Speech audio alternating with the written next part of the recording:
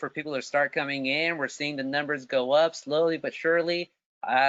We are with James Beard, so I appreciate all of you for being interested in James Beard issues, because we all know there's a lot of interesting things happening with the James Beard Foundation. Am I right? I'm Gustavo Arellano. I sit on the journalism committee of the James Beard Foundation, and I'm also a features reporter with the Los Angeles Times and the author of Taco USA: How Mexican Food Conquered America. And I want to welcome you. Actually, I got to see my little thing right here. I want to welcome you to the James Beard Media Awards at Home, presented with Capital One. What's in your wallet? You know I had to say that. So today we're going to talk to the first ever winner of the Emerging Voices Award, Emerging Publication of the Year, handed out by the James Beard Journalism Committee. So the title that you see right there on the screen, it says, "You don't know LA until you know LA Taco." And LA Taco is the inaugural winner of the Emerging Publication of the Year. And I'll give a little bit of background as to why we switched from Publication of the Year to the Emerging Publication of the Year. Obviously, in food media, we're trying to have a reckoning with representation, with new voices, with not allowing the people of the past to continue to dominate the conversations, especially in a new America, or America that was always there that people are just finally figuring out about. So we want to highlight for this first award someone who really gets to the matter of what we feel food journalism should be. Food journalism that should be representative of the communities that they cover. Food media that's representative of new, young voices. Food media that's hyper local, and food media that also, especially at this moment that we are in our country, goes beyond the food and realizes not just that with food you have a place at the table, but while you're at the table, you're not just talking about food, you're talking about the entire world around you. So when we figured out, or when we talked about that in terms of those parameters of what a publication looks like that can meet that, there was really just one publication that I felt, and that eventually the committee felt, that could even fit that, and that was LA Taco. So LA Taco, lataco.com, of course. It's a small publication in based out of Los Angeles. It's actually over a decade old, but a couple of years ago, it had a radical transformation. Before 2018, the beginning of 2018, LA Taco really just focused on tacos, on street art, and music. But ever since then, LA Taco has done all sorts of amazing journalism, definitely covering Black Lives Matter movement in Los Angeles, but also covering stories like, for instance, a white man who grew up in the city of Maywood that used to be almost exclusively white and now is almost exclusively Mexican, talking about growing up as being the only white kid in this community and how that actually made him to be an anti-racist activist. Stories about Zapotecos, indigenous folks in Los Angeles, and sort of the pioneers that they were, but also publishing it in the language of the Zapotecos, the Zapotecos being an indigenous group from Oaxaca. Stories about police brutality, about police officers sexually assaulting, sexually molesting female protesters and trans protesters after Black Lives Matter. And on top of that, taco after Puerto Rican food, after Dominican food, and everything. So today joining me is the editor of LA Taco, Javier Cabral, and we're going to talk about what is it that LA Taco does? Why should more food media be like LA Taco? And more importantly, how can you, all of you in the food media world, especially if any of you gatekeepers out there, how can you create something like LA Taco that's not just a cheap attempt at diversity, but something that's substantial, something that actually can change the conversation moving forward? And yeah, and then I could say many other things, but let's go directly to Javier. So Javier, thank you for being here with the James Beard Media Awards at Home, presented by with Capital One. Thank you. And so Javier's a little bit splotchy. I can hear you. What was the question? No. It was just a hello, ¿cómo estás? ¿Qué tal? ¿Qué onda? You know? Oh, what's up? Yeah. So Javier's coming in a little bit sketchy because he's on an interesting Wi-Fi connection right now. But Javier, LA Taco says that your stated mission is to cover the taco lifestyle. What on earth do you mean by the taco lifestyle, and how does that then reflect the dizzying array of coverage that you have? So we coined the term the taco life to summarize our street philosophy towards experiencing LA, and its vast communities inspired by the dish that unifies the city, which is a taco, and which is Los Angeles. So when you're having tacos, yes, you're savoring the awesomeness of the salsa, the tortilla, the carne, but you're also talking about, like the things that are happening around the city, around politics, around, around social issues, around housing and gentrification. So we coined the taco life because it encapsulates everything that is the street philosophy of LA. Yeah, you're eating tacos. Okay, at first you put it on the gram, then you eat it, then you order some more. But then after a while, you're gonna start talking about like, hey, like what's up with, like we're here in Boyle Heights and there's all these hipsters coming in. What's up with that gentrification? Hey, what's going on with coronavirus right now? Hey, these tacos cost me $1. Like, how can you afford? How can people be able to pay, like, make a living off of $1 tacos? So to me, that I think the taco life, that's what it signifies. Really, life, but not just life as we live it, but in a political sense. Yeah, the taco really is the one thing that unifies everyone because we all want to know where the best tacos are. Like it's if you're hanging out at night, when everything else is closed, you're probably gonna have some tacos. If you're like, if you're not doing so well cash wise and you need to get like a belly full of food, you're gonna eat tacos. If you're like in Orange County, you're gonna want some of the best tacos.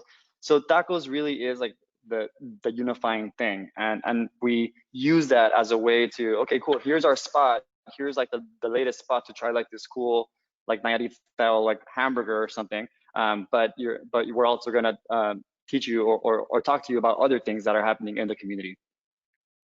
Yeah, in the specific community where you're getting the taco, and also realizing that it's not, even though you're eating a taco, it's not just Mexicans who are eating it, and it's not just in a Mexican neighborhood. So you're telling the stories of Salvadorans, of Armenians, of African Americans, of even white folks in general. Yeah, and that's one thing that we always strive to cover at LA Taco. I just marked 1 year with them being the editor in chief, and Yeah. I think about it, and you know I grew up with people of all backgrounds, and I think about everyone and like our story to be available for everyone to read, and I try to always strive for that universal angle that like, like why should you read the story? So there's all these tacos in the city. Like we just covered this amazing story called Tacos Negros, and it was a restaurant in I believe South Central, and she was a chef who with some expertise. I think she trained with some notable chefs, and but she wasn't doing so well in her kitchen because of COVID-19. So then she pivoted to doing tacos, and then now she has like oxtail tacos and like catfish tacos. So like, this was a really unique story and a perfect LA taco story written by our director of partnerships, Memo Torres. He went there, he tried them, he got to the spirit of what is that taco, but beyond that, the personality behind the taco, right? Who is the person who thought up of this? And we always strive to highlight them, to highlight the people who make everything possible, the people who make LA taco life possible. But that's something that food media has ostensibly been trying to do over the past decade, try to tell diverse stories. But what's interesting about LA Taco is that it's not just diverse stories that you're telling, but a lot of times it's people from those communities telling their own stories for a bigger audience. Why is it important to find those young voices, specifically from communities that the mainstream, especially the food media, has historically not even historically only wants to cover, but doesn't want to give any chances to be able to cover? Yeah, I think about my journey, right? My journey as a food writer. I've been doing this for 15 years, and we all start somewhere. We all start turning in copy that's like maybe not the best, but the passion is there, but the vision is there. So I it really is like a subject of trust, and trusting your writers. I think, Gustavo, you taught me that that you should always write like your readers know what's up, because they do know what's up. You can't your readers, they are gonna know the subjects that you're talking about. And sometimes as an editor, it's I realize that it's easier to go back to the same writers, because they're like, they deliver solid work and it's consistent and it's easy. It's a little more work, or a lot more work, to always always look for new writers, for new voices, and invest in them, invest time in them, and invest energy into like editing them and and sharpening their own writing voice. So I always think of this as, whenever I go around, and I always ask myself, yes, I could write about this, but there's someone else who can probably write it better. And that, if you, with that philosophy, I try to let that guide the stories of LA Taco. I always, like, if there's a certain topic that I love, but someone else probably has more expertise or wisdom, just pay it forward and believe in them and work with them to chisel out a final product. And it's, at the end of the day, you're reaching new communities, you're reaching a different network, because that person got published. So that's kind of what I think. This year we published, I don't know, at least like 30 new writers, I want to say. So it's been exciting to be able to find new writers out there and their voices, and because everyone has their own experiences, and food is such an intangible. It's such a, we all look at it, we all come at it from a different perspective. So I always try to honor that in the writers and the contributors. And Javier alluded to his story, and his story is really remarkable. I mean, I think at the end of everything, he's going to have the longest food writing career of anyone, longer than Calvin Trillin, longer than MFK Fisher, longer than James Beard himself. So talk a bit about how you started as a food writer, but also give your family's background, who you are, where you come from, all of that stuff. And take us up until because you have a long career. So take us up until once you start cracking into the national food media. So go. So I've been writing about food since it was 2005, I believe. I started a blogspot, blogger. This is before Yelp, before Instagram, and I started. I was obsessed with food, and I wanted to write about food, but back then you couldn't major in food writing. So How old were you, Javier? I was 15 years old. 15 years old, and just having finished read Michael Pollan's The Downlord's Dilemma, which made me really obsessed with food even more. And then I started reading Michael Roman, The Making of a Chef, and I was like, okay, cool. Well, I love food, right? I should be a chef. So I tried doing that. I actually enrolled and registered into the CIA in New York, in Poughkeepsie, New York. But I went there, and that was not me. So I pivoted that, and I was like, you know what? So I did it myself. I started writing about food. I started blogging about food, and I started eventually getting paid to write about food. And Sever, shout out to editor James Oselin, well, former editor. He believed in me also, and he gave me my first kind of big shot of writing about the cuisine of our parents, of your parents, Gustavo, and my parents, of Zacatecas. Which Zacatecas is not. Zacatecas is one of those states in Mexico that like doesn't get as much attention as like what I call like the media sweethearts, like like Oaxaca, Mexico City, Yucatan, right? Like Zacatecas, like the food is exciting, but it comes down to like the variety of bean, cheese, and cactus fruit. Yep. So that was in 2011, and I remember that was a big moment in my life, because that was my first cover story for a national magazine in New York. And like me, as a kid who grew up, like as a Mexican American kid, first generation, who grew up in poverty in East LA, and the San Gabriel Valley.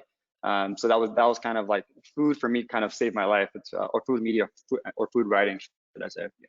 Javier's being very humble because he's a humble guy. He skipped over the whole part where the New Yorker's name dropping him when he's a teenager because he was the scout for the late great Jonathan Gold.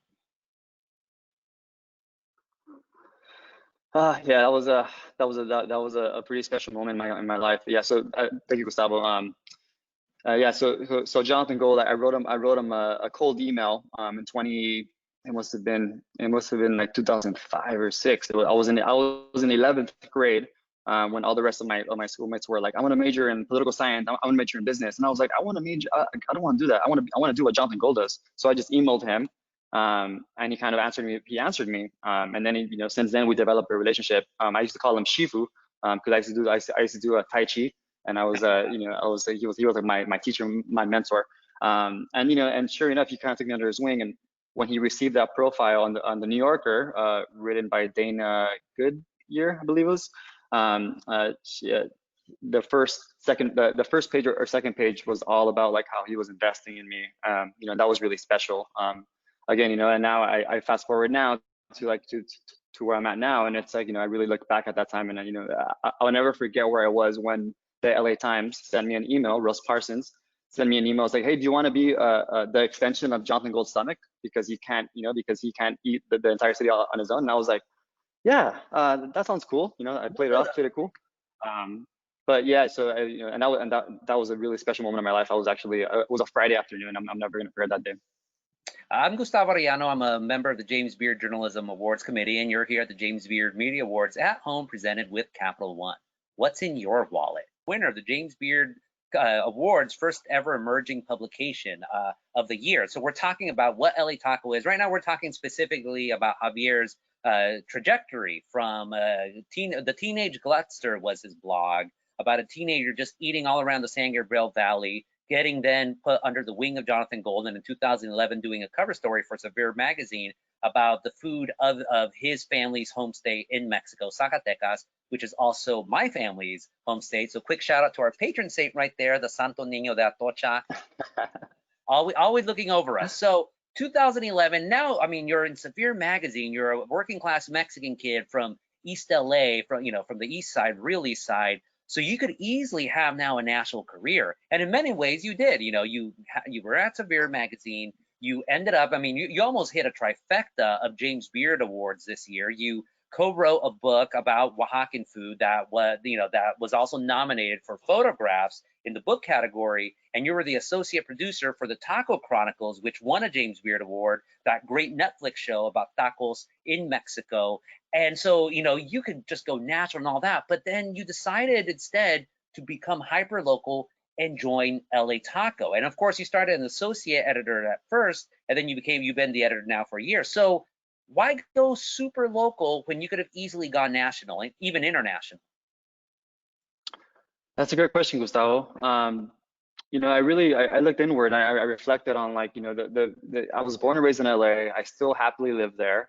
And I realized that, when local publications started to shutter, when the Alt Weekly started to shutter, I realized, like, that was a big asset to our community, in terms of culture, of news, of food media, of music writing. And that when I received this opportunity with LA Taco, after shout out to Daniel Hernandez, who was the first editor of LA Taco, who created the style that it is now, which, it was a news first local website. He carried that torch, and then I just picked it up from him. And it's been a real privilege to be able to affect the way that LA is perceived, in terms of a local and national media publication. So I chose to stay in LA because it's my hometown. I was born and raised there. I give everything to my family. My family still lives there. It's given me everything that I have, and it's the least I can do is just to be able to justify the perception of Southern California, of LA, because Los Angeles is so much more than just Hollywood and Venice and Beverly Hills, and the things that are picked up in the media. And that's cool too. Like that's awesome. But there's a whole other community east of the LA River, in the Northeast and South Central, in the Valley. That there's just so much. There's so many stories to tell. And then because I grew up here, I'm lucky enough to be able to know what's happening in these towns through social media, through in these neighborhoods. I'm sorry. So I don't know. I just felt it. It was like I just felt normal and natural to me. So and so obviously with a publication like LA Taco, people expect, well, we want tacos, and LA Taco doesn't just write stories. You've also held events. You've also held and one thing too, I forgot to mention, LA Taco is not a nonprofit. LA Taco is all community supported. In other words, memberships supported. So who is the LA Taco reader? Who are the people who are giving you money and telling you, I like your type of journalism? That's it's people. It's all over. It's people. So to your point, there was a pivotal point in LA Taco last year when the publication almost shuttered, as an editorial website. We were going to pivot to just social media and not do any more culture or journalism or news. And then we heeded the call. I mean, we put out a call for members, like, you know, if you want us to stay around, like, we need your support. Almost working like an NPR, you know, type of system. And the members responded, and you know, and we've been growing, and it's been really rewarding to see the effort. I mean, it's been rewarding to see the response from people from LA, because you know, it really is people from all over. I mean, it's just, that's the thing about what I told you earlier about when you invest in communities by hiring or by writing, by assigning a story to be written by you know, like in the terms of the best example that I can think of is the Zapoteca, you know, Areli Morales, who wrote it was an obituary, the last one, but her last story was, before that was Dia de Muertos. So she wrote about it for her walking community, and you know, that grew, like that made LA Taco visible to like a whole other community of people. So by doing this, you know, it doesn't matter, you know, we have supporters and Oh, I think there's a little pause there. Hopefully Javier's coming back in a bit. So I will just keep talking until we have Javier back. Javier, are you back? He's paused a little bit right now. I'll just fill in some, you know, como se dice. Oh, there's this. I'm just going to ramble for right now. So I'm Gustavo Arellano. I'm with the James Beard Journalism Committee, and we were talking to Javier Cabral of LA Taco, which won the James Beard Media Awards inaugural Emerging Publication of the Year. Go to latacos.com on Instagram, Twitter, all those good places. I'm going to text Javier right now just to make sure that everything is good. And we're just talking about the model of LA Taco. I really, you know, I'm going to just editorialize right now and say, I think the reason why LA Taco is such a captivating website is because of all the different voices and all the different stories that they're telling right now. You okay? I just texted him right now. Like just some of the story examples. I remember there was one from a USC student. She was still a student at USC at the time, and even though she's Salvadoran, she did a story about how do Dominicans in in California, how do they maintain a sense of community? Obviously, on the East Coast, Dominicans are everywhere, especially in New York City, especially in Manhattan, of course. But how do these in California? I think there's only one Dominican restaurant in all of California, which, if you think about it, is crazy. So on Instagram, you have Dominicans all across the state gathering together to make food, mofongo, and you know, the pollo rostizado with the garlic sauce on it. You could tell I'm too Mexican. I don't get enough East Coast Caribbean in my mind, unfortunately. And so they did this great story just talking on Instagram. These Dominicans all across the state, they get together to support each other for marriage, for being moms for the first time, all of that. That was one story that was great. Another story that LA Taco did, you know, if in Southern California, there's the famous Whittier Boulevard, and it's kind of known in the rest of the country as like the artery, the Broadway, if you will, of lowriders in Southern California. It passes through East Los Angeles. But if you know your Southern California, Whittier Boulevard actually goes from downtown Los Angeles all the way into Orange County, rich Orange County. And so a woman, LGBT mujer, there you are, Javier. Are you there? sorry about that. Okay, I was just vamping a lot because you kind of zonked out for a bit, but this will lead actually to my next question. So you don't just write about food stories, you're also talking a lot of stories about culture. So one of the, you know, I think one of the best writers that you have is Melissa Hidalgo. People want to know, how do you get this stable of young writers or writers of emerging writers, new voices? How do you get them in? In other words, how you know, how do you find them? And then from there, how do you encourage them to tell stories that no one else is telling? So use the example of Melissa, porfas. Um, Oh no, he's pausing again. This is a lot of fun, folks, isn't it? I might as well tell the story myself, right? Melissa Hidalgo, she's a professor of women's studies at Cal State Fullerton, and she's also, you know, LGBT, and she's also a hell of a beer blogger. But no, you know, do you think Sever's got a publisher? Do you think the New York Times has got a publisher? She doesn't have she doesn't fit the right profile. She had never written before in the food world. Okay, here you are, Javier. Are you back? ¿Ya estás ahí, güey? can you hear me? Yeah, ahora sí, ahora sí. All right, got Okay, it. so do it quick with Melissa. So the good thing with with LA Taco is that because we've been just doing it every day after day, putting out just amazing stories. We built a base of readers and writers and contributors that want to contribute now. Melissa came on board, I believe she was in Daniel's her his generation, and Melissa is, I mean, one of the best writers in Los Angeles. I mean, in my personal opinion. She brings her perspective and from which is a queer Chicana from east of East LA, deep east, and she just brings her perspective, and we let it flow. We publish it, like we don't censor her. We don't, um, we don't tamper it with it much. So that's kind of a big strategy too. What I talk was, we trust our writers. If they want to write about something, like we put it out there, because chances are that she's not the only one who feels this way.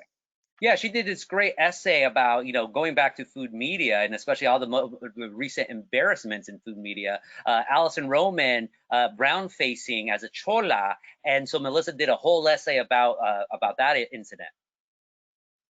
Yeah, and that was a unique story. That was, so my background, I did work with Vice Munchies for 2 years, and it was there where I learned, the art of navigating through national stories, but also having a local appeal. And that was a perfect example of that, because there was all these kind of tabloid stories of Alison Roman doing that, which is calling her out, but no one really analyzes it. So I actually tapped Melissa Mora Hidalgo, because she actually teaches a class on cultural appropriation, I believe, or on Mexican American history. So she just came in swinging, and she just dropped so many amazing points that had never been I guess featured before. So that story actually had lasting appeal with our readers and people around the country, because that was kind of a trending topic for a while. But we actually provided a what I call like a service, because we it's this hot topic, right? Cultural appropriation in food. So I tried my best to help her write a story that was, what is the difference when you're culturally appropriating or when you're culturally respecting. If any of you folks have any questions, please ask them through our moderator. You have to go through some chat stuff or whatever. I was going to say a bad word. I don't know if James Beard allows bad words, but go through them. I'll be asking them a little bit. But before that, I just want to ask Javier one final question. There's so many conversations happening about equity in food media, the gatekeepers being too white and too retrograde.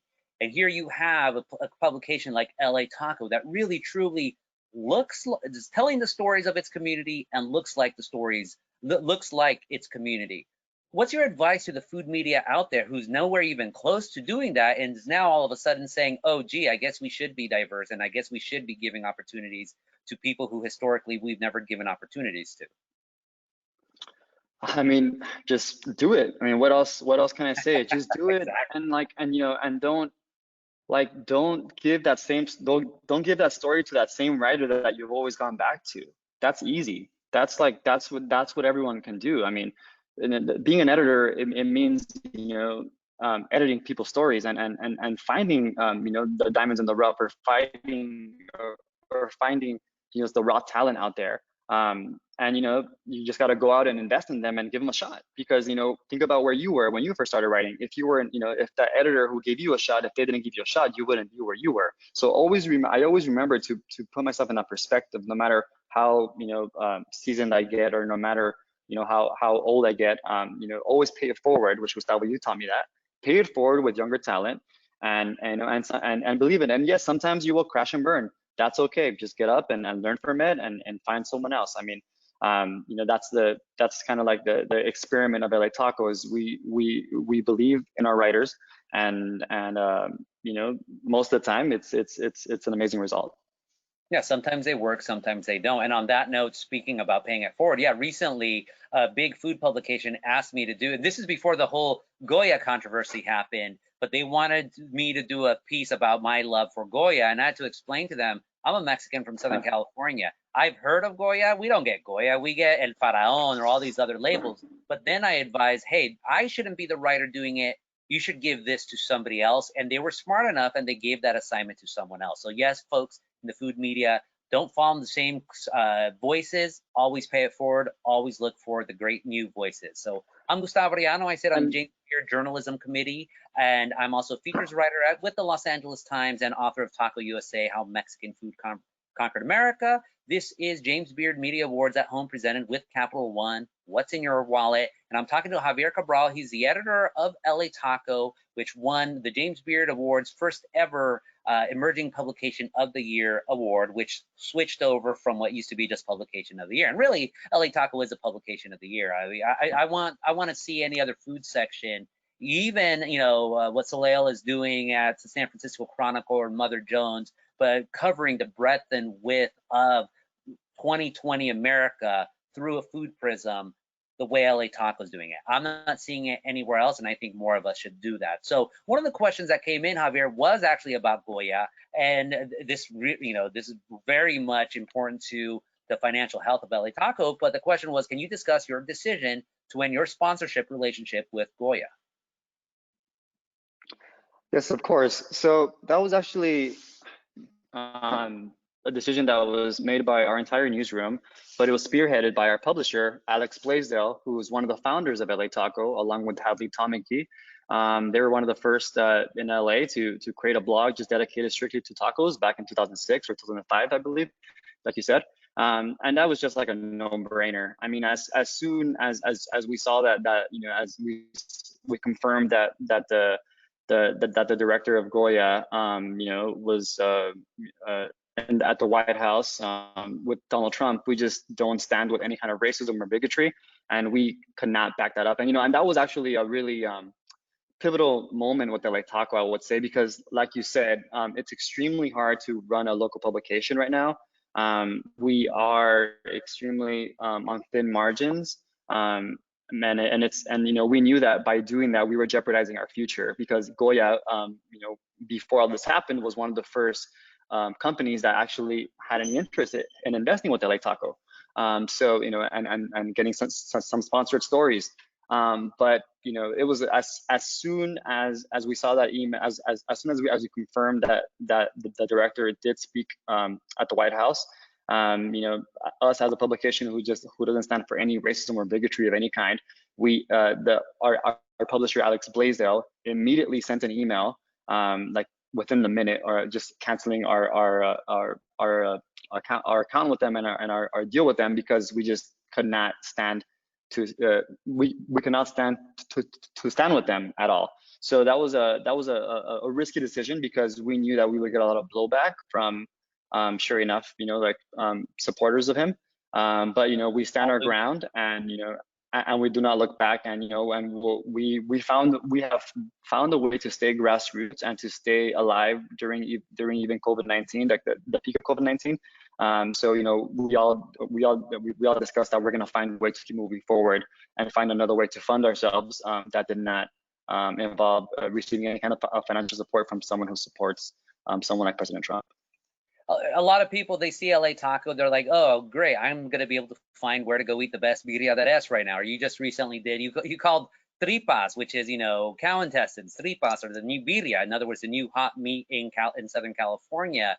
And then all of a sudden they're reading stories, about Black Lives Matter, against police brutality, against racism. You did a story about the Proud Boys infesting a bar in downtown LA. And I'm sure you get a lot of blowback from people saying, just shut up and speak and just talk about tacos. I just want to know where to go eat. I don't need any politics to go along with my menudo. What's your response to them? I mean, food is political, man. Whether you like it or not, if you want to live in your little box and and pretend that the money that you spend in restaurants or supporting doesn't have any kind of political repercussions, that's not true.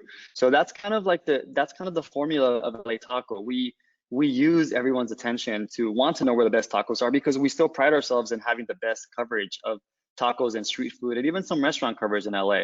But then but we also realize that there's a dearth of news, of local news, of street level news, of all weekly style news, it was in the past in the style of OC Weekly, rest in peace, and and of LA Weekly. So we honor those those ways of delivering news to the people, but we still, our core and our hearts and our stomachs are still forever with tacos. That list was written by our amazing writer Gab Cabral, and he did a lot of work to find out, because right now it's tough times, and where the cost of beef rising, tripitas, which is the small intestine of beef, of a cow, when it's crisped up, really nice. It's like someone called it actually on Twitter, beef calamari. That was Ali of Cheap Eats on the Food Network. So that was that was so yeah. So we do, yes, we do food stories, but we also do news stories, culture stories, music stories, just what people want to read. Well, one interesting story, and you alluded to this earlier, and I also shouted it out at the top, was translating an obituary that was written in English, because you're primarily an English language publication. In the past, you've translated stories into Spanish, but this time you actually had a story translated into Zapotec, which is a dialect or a language down in the state of Oaxaca. Of course, Oaxaca very famous among the food cognoscenti across the world. Why describe the thinking that went into writing an article that only very few people would be able to read, and definitely not most of your readership? Yeah, so what Gustavo's alluding to is, I was notified of the head of a household who was a Oaxaqueño immigrant, one of the first in LA. I believe he came here in the 70s. And he had passed COVID-19 while providing for his family. I was tipped off by Omar from Oaxaca, and after writing the Oaxaca cookbook, I'm really aligned with the Oaxacan community, or the better term is Oaxaca, California. So again, that was a decision as an editor. Yes, that wasn't a food story, but I think before that or after that was a food story. But we had to write this because no one else was going to publish this obituary on like this Zapoteco who passed away from COVID-19. So instead of me writing it, I tapped Arely Morales, who wrote it, and she did a great job. And then she emailed me and she was like, "Hey, his family can't read.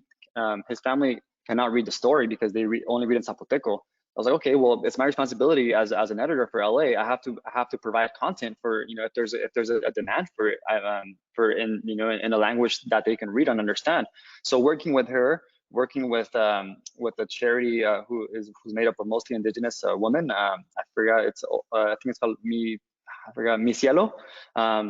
We worked to translate this obituary in 100% Zapoteco, and not only that, but like the Zapoteco region of the region where he pertains to, because Zapoteco can change from village to village in Oaxaca.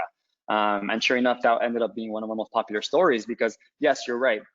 People may not be able to read it, but I think there's something symbolic about having an American website publish a story in 100% Zapoteco. And people still to this day are still reading it and sharing it because it's still a popular story. So it's again, with what you asked me earlier, how can other publications change like the white mediascape of food writing? This isn't a food story, but this is a good example of just do it, just invest, just take a risk on these kind of stories, and invest in communities of color, and because there's some stories that only we can tell. Or we can tell it with more confidence and with more gusto. It's the story of our times. I mean, you got coronavirus, you have immigrants, and you have Mexicans, and not just any Mexicans, but Oaxaqueños. It's like a perfect story for anyone. Frankly, when I saw the obituary, I thought to myself, damn, we should have run at the LA Times. We're supposed to be the record, but here's LA Taco on a street level telling these stories. So we only have a couple more minutes, folks. So if you have any questions, please ask them. Another question, Javier, you've even held small food businesses accountable for their views and statements, including Carnitas El Momo. Do you think food writers have a responsibility to call out restaurants who don't abide by COVID-19 restrictions? So kind of one comment and then a question. So talk about the Carnitas El Momo imbroglio, and then from there talk about coronavirus. Got it. So yeah, so thanks for that question, whoever asked that. Thanks for reading that story. That was a really tough, that was probably one of the toughest choices and decisions that I've had to make as an editor, because Carnitas del Momo was a partner with us. So I'm not sure if they still are. I'm not sure. I don't think so. But they were a partner with us. I mean, Gustavo, I don't know if you've had them, but they are arguably like LA's best carnitas. I mean, they rival the stuff in Michoacan. They're really, really tasty. But you know, when I was shown proof and receipts, screenshots of the owner, or of he was doubling down on you know on racist and not very friendly comments, snapbacks to all of his readers. I was like, this is a story, and this actually highlights a big issue in the Latino community, which is like the deep anti-blackness. So that comes up not just like in a racist way, like in a, you know, how you would think like in a racist way, but just in deep ways, such as, you know, this instance of the owner of Carnitas del Momo personally responding and making snarky comments that did not back up the Black Lives Matter movement right now. So that was a big story, and I would say that was a precedent of a story, because you know, we hold everyone accountable. It doesn't matter you know, if you're a partner or not. You know, the examples with Goya, the example is with Carnitas del Momo. So yes, as a publication, as you know, COVID-19, you know, and social justice and equity, so, these are topics that are just as important as like tacos and finding out where the best thing to eat right now. So it was our duty to publish this and to bring attention to this issue that was happening. And again, that was another one of these controversial stories, because, you know, he was a partner. But at the end of the day, I mean, if you're a racist or if you say something that is messed up, we will hold you accountable to that. You always should. Another question: what advice do you have for someone interested in starting something like LA Taco? You should definitely email our publisher, info@lataco.com, because you know, he created this in 2005. I would say, you know, just if you have the passion for it, that's one part, but you also really have to think about the business approach, because that's a reality that like no one, that is not as romantic as like writing or as reading a story, an amazing story. So if you have a vision, and if you have an approach, just develop a business plan and just do it. You know, start writing every day, develop that discipline, which is nowadays the hardest part to do, because, you know, we're all, you know, inundated with content, and we're, you know, we're glued to our phones. And so I think the art of just like sitting down and focusing and writing, and whether a business plan to have a website like Le Taco, and to find in a way, because if we can make it, you can make it too. So it's inspiring, and it's inspiring. It's inspiring for me every day. It keeps me going every day to hear that there's people out there who want to start something like Taco. So thanks for that question.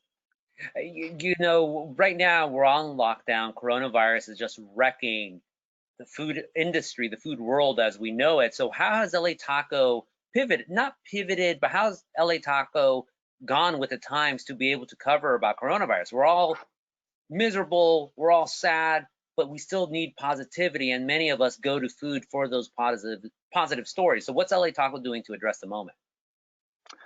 You know, that's interesting, because, you know, I think coronavirus was a big factor in us, well, the coronavirus and the Black Lives Matter movement, was us pivoting to just covering what was important, what were people thinking about, and what do they want to read. So a big thing, whether we like it or not, whether I like it or not, is social media. Social media right now, there's all these videos that, you know, some of them are viral for the right reasons and some of them for the wrong reasons. But, you know, it's every once in a while I do like to highlight, you know, what's happening in the resilience of either street vendors in coronavirus, or any other issues around it. You know, because, you know, where there's a will, there's a way, and there's a certain sense of, yes, you may be prohibited from doing something that you've been doing for the longest time, but because of coronavirus, people are getting creative, and we in the site we try to write stories about those, so they can get, you know, the attention and respect they deserve. we're done. We're out of time. So just start giving out a bunch of shout outs to LA Taco. How could people follow you folks? How could people contribute? All that good stuff. Go. So thank you everyone for tuning in. So you can follow us at LA Taco, lataco.com. You can read all about us. And if you really believe in our vision for Los Angeles, which includes everyone, which includes